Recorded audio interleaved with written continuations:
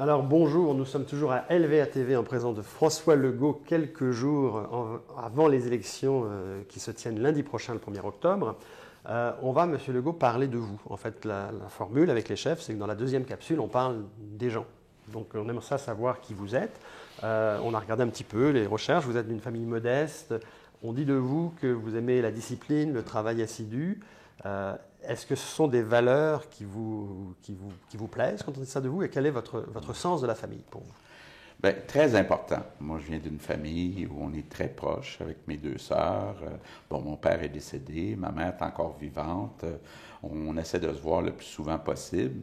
Mais oui, mes parents m'ont montré à travailler fort. J'ai fait le choix, à un moment donné, d'être entrepreneur, donc de me lancer en affaires. Ce que j'aime des producteurs agricoles, c'est que ce sont tous des entrepreneurs. Et les entrepreneurs ont souvent des qualités qui se ressemblent, peut-être des défauts aussi qui se ressemblent, mais ce sont des gens qui sont fonceurs, travaillants, qui ont peut-être la tête dure, des fois trop dure, mais en même temps qui ont un caractère et qui vont prendre des risques, ils vont accepter de prendre des risques. Et il y a une partie qu'on contrôle, puis il y a une partie qu'on ne contrôle pas. Quand on parle des producteurs agricoles, bien, le climat, on ne contrôle pas. Donc, c'est le rôle du gouvernement de venir appuyer les entrepreneurs pour essayer de réduire ces risques-là. Mais en même temps, moi, j'ai beaucoup d'appréciation pour les entrepreneurs parce que ce sont des gens qui sont devant la parade. Ce pas des gens qui suivent, qui reçoivent leur chèque de paye une fois par semaine. Ce sont des gens qui prennent des risques et font avancer notre société. Donc, ça vous fait une fibre commune avec les Oui, absolument. Oui. D'ailleurs, vous parliez vous êtes lancé en affaires, on sait tous, vous êtes lancé en affaires avec Air Transat. On dit dans les journaux de vous qu'avec 50 000 $ au départ, que la compagnie de quelques millions a valu après plus d'1 milliard. Est-ce que c'est des succès comme ça? Est-ce que ça se réalise aussi pour le Québec? Oui, dans le fond, pourquoi j'ai lancé la CAQ? Parce que je pense que le Québec peut voir plus grand. On peut en faire plus, entre autres en agriculture, en transformation alimentaire. Est-ce qu'on peut diversifier dans des domaines comme le bœuf? Moi, j'aimerais que le Québec voit grand. Qu'on ait des projets économiques qui vont créer de la richesse dans toutes les régions du Québec. Parce que je n'accepte pas que le Québec soit moins riche par habitant que le reste du Canada. J'aimerais, parce que c'est important quand on parle d'autonomie, d'avoir l'autonomie financière. Donc, c'est un peu ce que je vais essayer de faire avec la CAQ, de dire, bon, je suis parti à peu près de zéro pour fonder Air Transat avec des associés. On a eu un succès. Est-ce qu'on est capable de, d'abord, donner la chance à tous nos jeunes d'aller au bout de leur potentiel, de réaliser leurs rêves, puis que le Québec prenne sa place dans cette économie du savoir, dans cette économie où les robots apparaissent, même en agriculture, et puis ça va avancer très rapidement. Ça va être des années excitantes les prochaines années, mais pour prendre notre place, il va falloir prendre des décisions importantes en éducation, en économie, en innovation. On a des gros défis qui nous attendent. Dans le domaine agricole, notamment, un des défis qui pourrait revenir sur votre bureau dans quelques jours si vous êtes Premier ministre, c'est certains producteurs vont peut-être vous dire, certains consommateurs même vont vous dire, le bœuf du Québec, il est abattu en fait à l'extérieur du Québec. Ouais. En fait, il n'y a plus d'abattoir depuis des années. Ouais. Est-ce que c'est un dossier, ça, qu'un Premier ministre pourrait prendre en charge en disant, c'est pas vrai que le bœuf du Québec va se noyer dans la masse de bœuf américain? Oui, effectivement, quand on parle de production de bœuf, c'est peut-être la seule production où on pourrait vraiment ajouter beaucoup de volume au Québec. On a eu une mauvaise expérience au Québec, autant le gouvernement que l'UPA avec l'abattoir Colbex pour les vaches de réforme. Mais c'est pas parce qu'on a eu, moi j'ai appris ça en affaires, c'est la moyenne au bâton qui est importante. C'est pas parce qu'on a eu un échec qu'on n'en parle plus. Puis moi, ça m'achale un peu. Moi, je suis très partisan de l'achat local. Quand je vais chez Métro, puis que j'essaie d'acheter du porc, par exemple, puis Dieu sait qu'on en a beaucoup de producteurs de porc au Québec, on n'est pas capable de voir si ça a été produit au Québec, parce que, bon, il y a une partie qui est abattue à l'extérieur du Québec. Donc, moi, je reviens au bœuf. Je pense que le gouvernement pourrait être partenaire dans un projet pour développer cette production, puis ça veut dire, entre autres aussi, avoir un ou des abattoirs. Merci. Pour ce qui est de votre de votre personnalité aussi, puisqu'en fait, on a une Ouais. entrevue personnalité.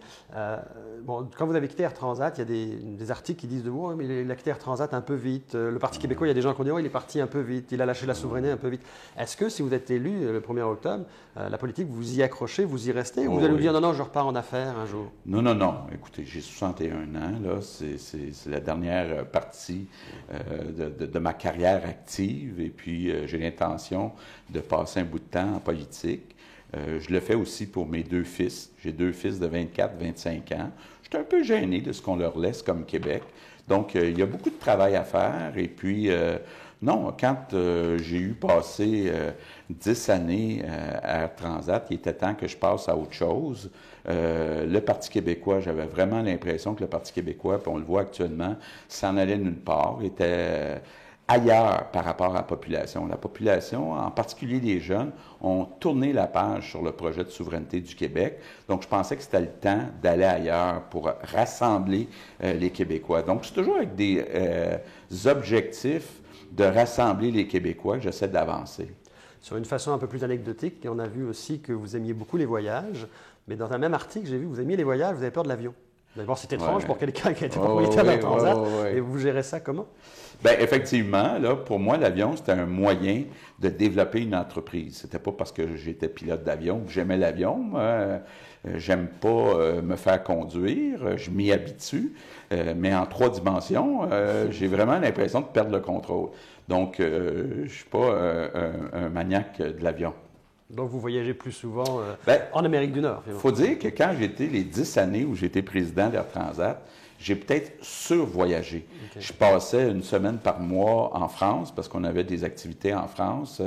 Les autres semaines, ben, j'allais souvent à Toronto, à Vancouver.